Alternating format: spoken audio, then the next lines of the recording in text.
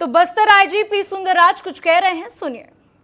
लेकिन अभी शिनाख्ती कार्रवाई मुठभेड़ कंप्लीट होने के पश्चात की जाएगी, तत्पश्चात हमें और अधिक जानकारी मिल सकता है। अभी लगातार आसपास इलाके में रीइंफोर्समेंट टीम इस क्षेत्र में सीआरपीएफ का तैनाती भी है और जैसे डीआरजी के साथ मुठभेड़ हुई थी तब उसके पश्चात सीआरपीएफ पार्टी भी अभी रीइंफोर्समेंट के लिए आसपास क्षेत्र से रवाना की गए थे। सर्चिंग कंप्लीट होने के बाद हमको विस्तार से और जानकारी प्राप्त हो सकती है। उड़ीसा में भी एक मुठभेड़ हुई थी, क्या उसे जोड़ के देखा जाएगा इससे? अभी डेड बॉडीज मिला, उसका शिनाख्ती होने के पश्चात ही हमको क्लियर जानकारी मिल पाएगा, मतलब इसमें कौन कौन सी कैडर उपस्थित रहा। लेकिन जिस इलाका में जो मुठभेड़ हुई है आमतौर पर जो किस्टाराम एवं कोंटा एरी कमेटी जो दक्षिण बस्तर डिवीजन माओवादियों का जो एरी कमेटीज होते हैं और प्लेटून नंबर PLG 4 एवं 8 का उपस्थिति होते हैं। जैसा आइडेंटिफिकेशन कंप्लीट होने के बाद हमको और अधिक जानकारी मिल सकता है। कल जो छत्तीसगढ़ और उड़ीसा सीमा के जो उड़ीसा इलाका में मुठभेड़ हुई थे उसके क्या कुछ ताल्लुकात है, अभी इसके संबंध में जानकारी थोड़ा डिटेल बाद में पता चल पाएगा। जी, थैंक यू।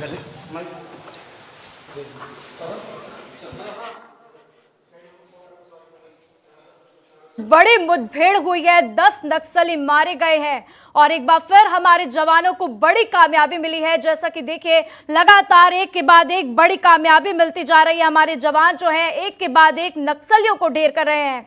और देखिए कल ये खुफिया सूचना मिली थी कि जो नक्सली हैं वो उड़ीसा बॉर्डर से छत्तीसगढ़ में दाखिल हो रहे हैं और इसी को लेकर हमारे जवानों ने बड़ा ऑपरेशन किया, जिसके बाद से आज 10 नक्सली मारे गए हैं।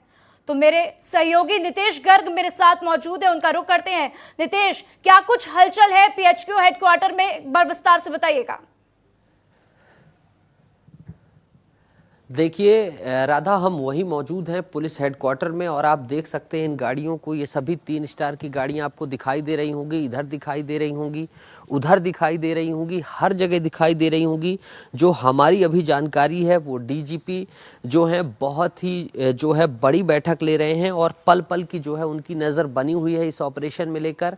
चूँकि DRG और CRP दोनों के जवानों ने ये संयुक्त ऑपरेशन किया है, इसलिए CRPF के भी जो अधिकारी हैं वो यहाँ पर थोड़ी ही देर में पहुँचने वाले हैं। और क्या कुछ सपोर्ट किया जा सकता है और क्या कुछ सर्च ऑपरेशन चल रहा है, क्या कुछ अन्य सहायता उपलब्ध कराना है, इन सभी चीज़ों पर जो है गहन विमर्श चल रहा है। इससे पहले भी हमने देखा था जो पिछली बार जो कांकेर और नारायणपुर के बॉर्डर पर 5 नक्सलियों को मारा गया था, वहाँ पर जो हुआ था उस मैटर में भी जो है BSF, CRPF और जो DGP थे, ADG थे एंटी नक्सल ऑपरेशन, इन सभी ने बड़ी बैठक की थी। आज भी उसी तरीके का प्रारूप दिखाई दे रहा है। चूंकि BSF इस ऑपरेशन में इन्वॉल्व नहीं है, तो अभी BSF हेडक्वार्टर में क्या कुछ हलचल रहेगी इस पर नजर बनाकर रखिएगा। मेरे सहयोगी संजय भी मेरे साथ जुड़ चुके हैं, उनका रुख करते हैं, सीधा जगदलपुर चलेंगे और संजय के पास चलेंगे। संजय, अभी सुंदरराज भी कुछ कह रहे थे, उनसे आपने बातचीत की, उनसे आपने सवाल भी किया, उन्होंने क्या कुछ कहा है, डिकोड करिएगा उसको। देखिए बस्तर आईजी सुंदरराज ने इस पूरे मुठभेड़ के बारे में एक जो शुरुआती जानकारी वो बताई है, जिसमें 10 नक्सली मारे जाने की उन्होंने पुष्टि की है। AK-47 SLR और इंसास जैसी बंदूकें मिली है। बस्तर आईजी ने यह भी बताया कि DRG की टीम इस इलाके में सर्च ऑपरेशन पर निकली हुई थी, जिसकी मुठभेड़ जो है नक्सलियों के साथ हुई, जिसमें ये पूरी सफलता जवानों को मिली है। ये जो इलाका है यहाँ कोंटा और किस्टाराम एरिया कमेटी सक्रिय है, तो बस्तर आईजी का ये कहना है कि इस इलाके में जिन नक्सलियों से मुठभेड़ हुई है वो कोंटा और किस्टाराम एरिया कमेटी के ही सदस्य हो सकते हैं। इसके अलावा कल जो उड़ीसा के बॉर्डर इलाके में मुठभेड़ हुई थी, बस्तर आईजी कहना है कि एक बार जब मुठभेड़ खत्म हो जाएगी, जवान नक्सलियों के शव लेकर वापस सुरक्षित स्थान पर आ जाएंगे, उसके बाद इस संबंध में वो आगे जानकारी दे पाएंगे कि कल जो मुठभेड़ हुई थी उड़ीसा में उसका इस मुठभेड़ से क्या कुछ संबंध है।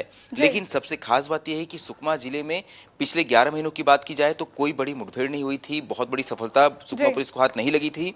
लेकिन बिल्कुल संजय, तो एक बहुत बड़ी कामयाबी हमारे जवानों के लिए, क्योंकि लगातार देखा जा रहा है एक के बाद एक कामयाबी मिल रही है। कुछ दिन पहले 5 नक्सली मारे गए और अब आज 10 नक्सली मारे गए हैं। आप दोनों ही इस खबर पर नजर बनाकर रखिएगा और मेरे साथ जानकारी साझा करने के लिए आपका शुक्रिया।